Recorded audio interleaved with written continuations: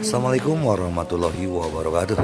Oke, Mimin lanjutkan ceritanya, tapi seperti biasa bantu dulu tekan tombol like dan berkomentar. Terima kasih Tuan dan Nona. Lanjut. Rabu, tanggal 17 Januari tahun 2024, hancurkan hati Taoku. Bab 7246 sampai bab 7250. Tempat yang digunakan NYPD untuk memeriksa helikopter adalah helipad terbuka milik perusahaan navigasi helikopter di barat laut New York. Perusahaan penerbangan umum ini berukuran sangat besar. Apron dan hanggarnya saja sudah cukup untuk memarkir ratusan helikopter. Perusahaan ini juga memiliki puluhan helikopter berbagai jenis yang dibeli sendiri. Merupakan perusahaan penerbangan umum terbesar di New York dan juga merupakan industri keluarga Rothschild. Helikopter relatif populer di Amerika Serikat. Banyak orang dan perusahaan kaya yang memiliki helikopter sendiri, dan bisnis penyewaan helikopter juga sangat populer. Banyak selebriti, pejabat, dan orang kaya perlu menyewa helikopter sementara saat mereka bepergian. Jadi ini juga sangat umum terjadi pada perusahaan penerbangan umum.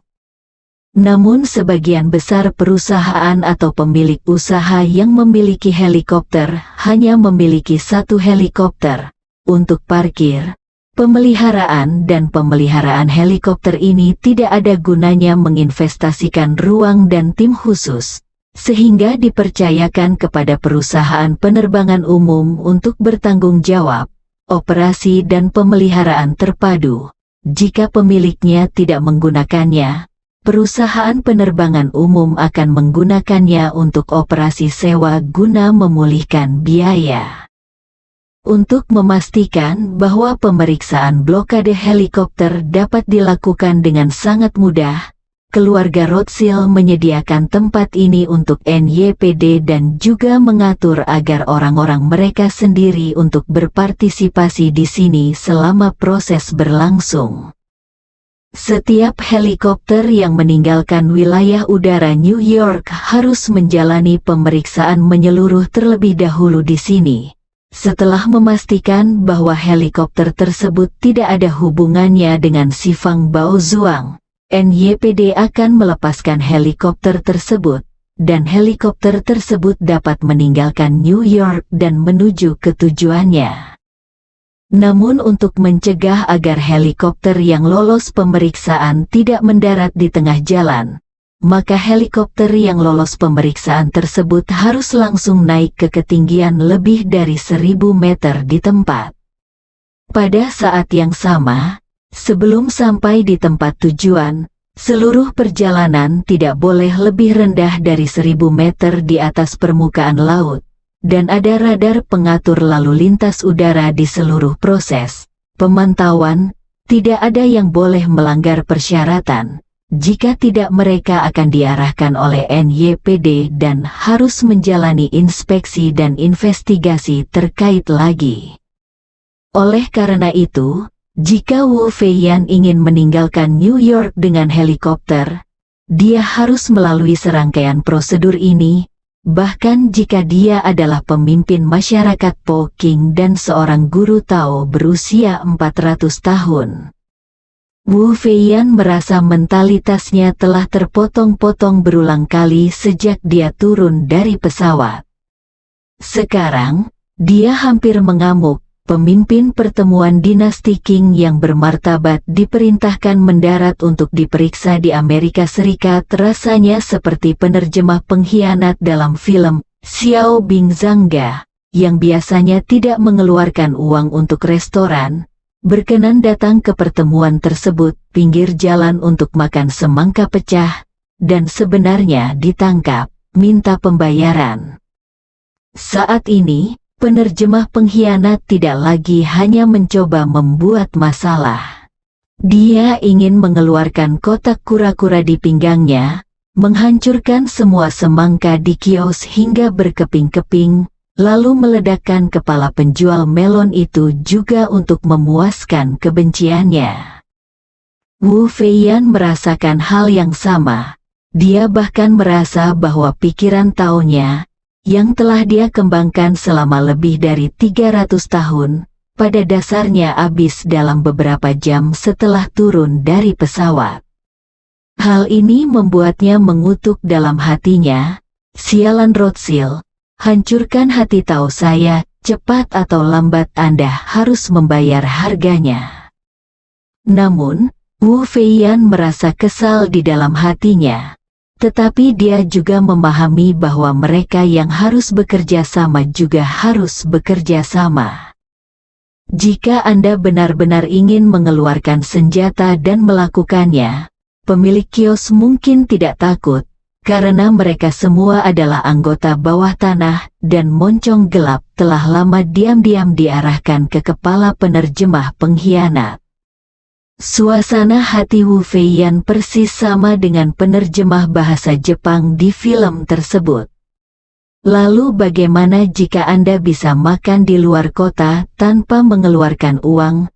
Kalau sampai di warung semangka ini harus angkat tangan dengan jujur. Kalau disuruh kasih uang, patuh kasih uangnya. Kalau disuruh kerjasama, patuh kerjasama. Wu Feiyan diliputi amarah dan kebencian saat dia melihat helikopter yang dia tumpangi terbang di atas perusahaan penerbangan umum seperti yang diminta oleh NYPD.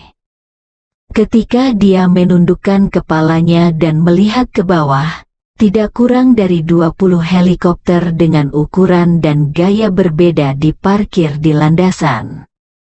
Helikopter-helikopter ini semuanya adalah helikopter sipil, dan sepertinya semuanya harus diperiksa. Ketika Wu Feiyan melihat ini, dia langsung marah dan tidak bisa menahan diri untuk berkata, "Dengan begitu banyak helikopter yang diperiksa, kapan kita akan ditemukan?" Pilot itu berkata tanpa daya, "Ini, bawahanku tidak bisa mengatakannya." Wu Feiyan memiliki keinginan untuk melompat keluar dari helikopter sekarang dan membunuh semua orang di bawah untuk meredakan amarah di hatinya. Namun, dia juga tahu bahwa jika dia melakukan ini, bahkan jika dia bisa lolos tanpa cedera, semuanya akan terseret ke dalam jurang kehancuran abadi. Selain itu, ia juga melihat terdapat 4 helikopter polisi bercat NYPD di 4 sudut apron di bawahnya. Di samping 4 helikopter polisi tersebut, setidaknya terdapat 20 petugas polisi SWAT bersenjatakan peluru tajam.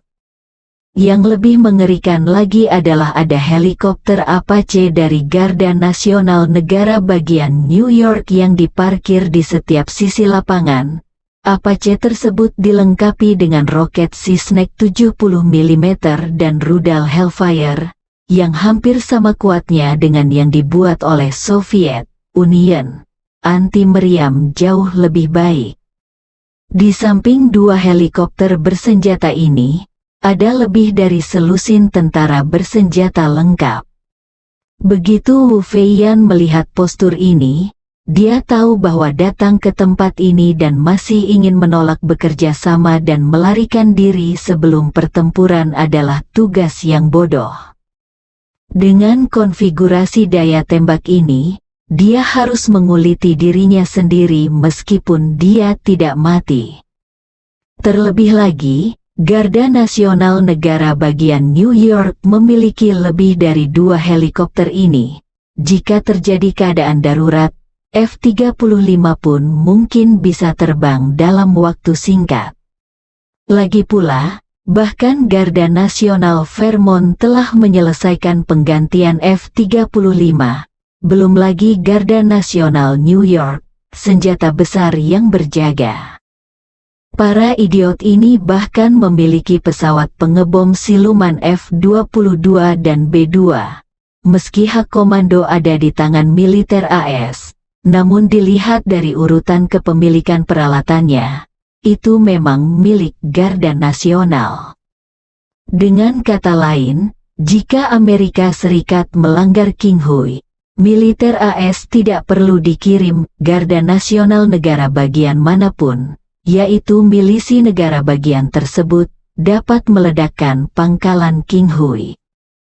Tepat ketika Wu Feiyan mencoba yang terbaik untuk meyakinkan dirinya sendiri bahwa dia berada di bawah atap dan harus menundukkan kepalanya, sebuah suara datang dari radio N77DT. Tolong segera mendarat di apron ke-14. Ada petugas polisi di apron untuk memandu pendaratan.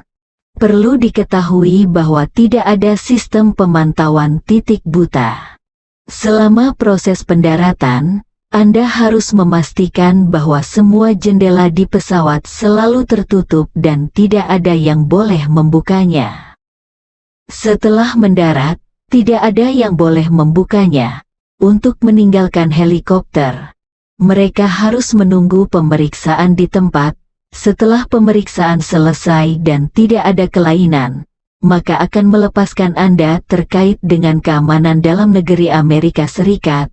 Mohon kerjasamanya. Jika ada perilaku berbahaya, NYPD dan Garda Nasional negara bagian New York tidak akan mengesampingkan kemungkinan penembakan terlebih dahulu. Terima kasih atas kerja sama Anda.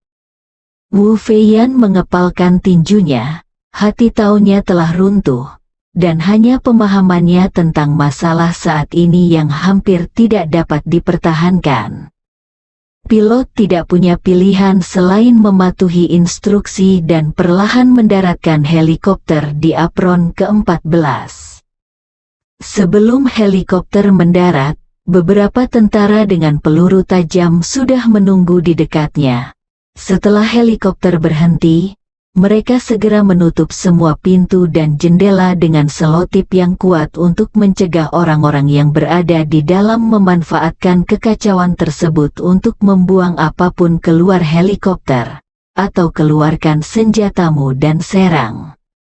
Melihat pihak lain menyegel pintu dan jendela, Wu Feiyan langsung bertanya, apakah kamu tidak ingin memeriksanya? Mengapa kamu tidak segera memeriksanya? Apa yang kamu lakukan dengan menyegel pintu dan jendela kami? Salah satu tentara menjawab, masih ada lebih dari 10 helikopter yang menunggu untuk diperiksa. Jika Anda sudah mengantri, kami akan mempersilakan Anda turun dari pesawat untuk diperiksa. Wu Feiyan langsung marah dan bertanya dengan marah, ini tidak masuk akal. Waktu saya sangat berharga. Mengapa Anda ingin saya menunggu di sini untuk Anda periksa satu persatu? Prajurit itu dengan sengaja memamerkan senapan serbu di dadanya dan berkata dengan dingin, ini terkait dengan keamanan dalam negeri Amerika Serikat, dan setiap orang harus mematuhinya tanpa syarat. Jika Anda keberatan, kami dapat menyediakan tempat gratis dan memberimu waktu 24 jam untuk menenangkan diri. Bersambung.